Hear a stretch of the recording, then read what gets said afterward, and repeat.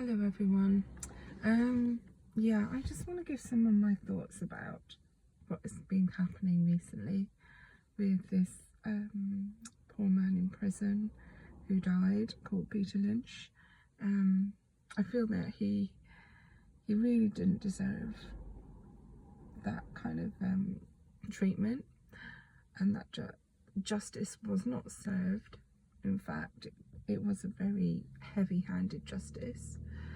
And this poor man, he really tried to stand up and speak out against the British establishment, and some of his banners put up things against the World Economic Forum, probably the United Nations, other MPs, all the establishment, and they just jumped down on him and clamped down on him like he was just a nail in their side, a thorn in their side. And the sad thing is that what he was saying, in fact, from what I gather over many years, in the last, say, 4 to 6 years now, is true. And the corruption does go way deep. And it's such pity that this poor man who actually did nothing really bad apart from speaking out the truth and calling the police names, which MPs have done as well. They have called each other's names and had to apologise, but they won't get sent to prison for it. So he didn't commit violence. He just basically said what he thought was right, and he got punished for it. He was punished by being sent to prison, and it was a very long and hefty prison sentence. And we now know that the same judge who gave him that prison sentence also let off paedophiles, other criminals of violent behaviour, and who pose a threat to our society, have been let off. And in addition to that, we know that people who have been recently released from prison without even spending half of their prison term are extremely, really dangerous. So it just really questions our whole judiciary, and personally, I really feel that we are constantly being let down by people being sent to prison in this regard, especially as it's coming out now that there are people who are being sent to prison that are innocent, and they're being recently found to be innocent,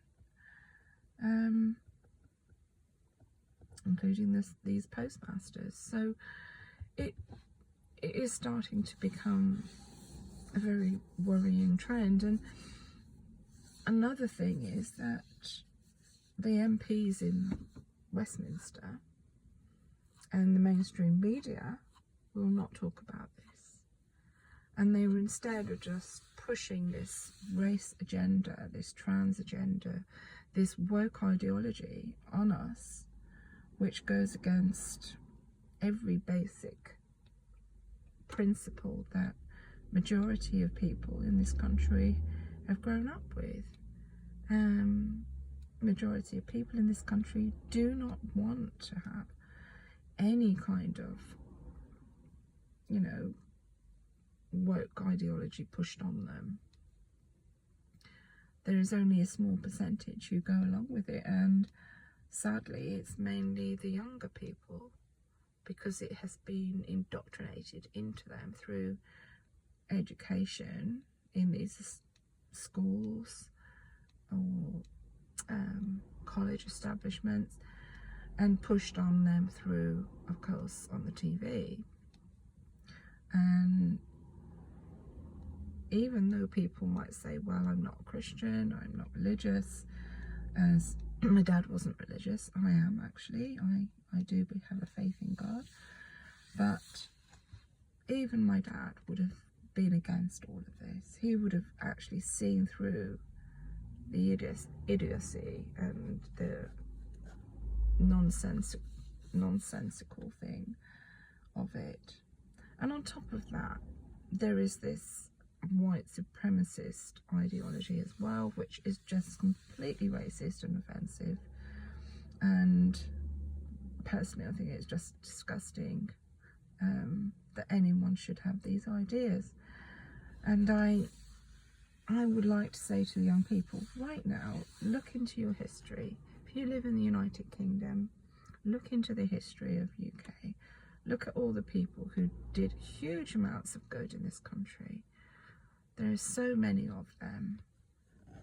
You know, this country was one of the first countries in the world to abolish slavery. It started off nurses tending, opening hospitals. Huge amounts of Christians began looking after the poor and destitute children.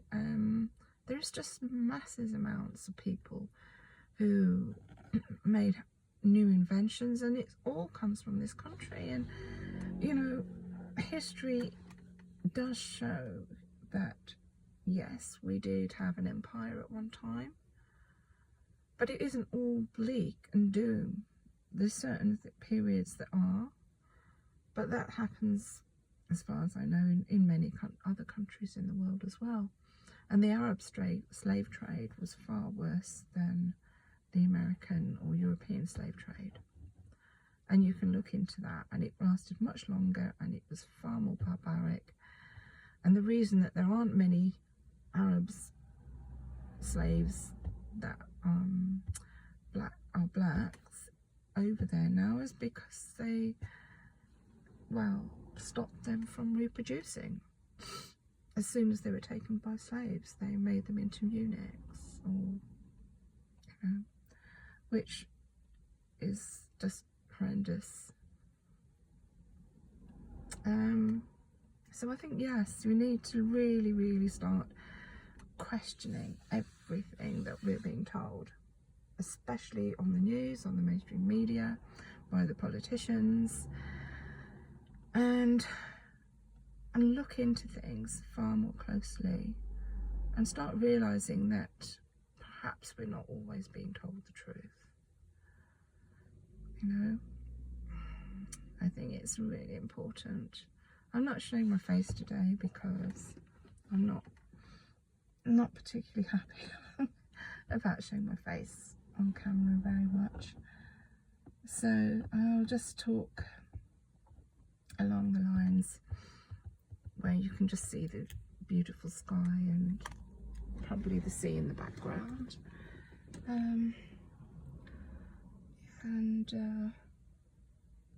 Yeah, it's a very, very difficult time for everyone. And I think that people need to start waking up and realizing that this country is kind of being forced upon its knees. It's losing all the culture and heritage that we were given to by our parents, grandparents. And, you know, we need to hold on, especially to our Christian heritage, especially to these morals and beliefs that we've had for such a long time. And it's not a bad country. So any young people who think that you should be ashamed to be white, British, or heterosexual, well, no. The complete opposite is true. You should not be ashamed. You should be not ashamed of any kind of skin culture or culture you have anyway, but especially this one. Thank you.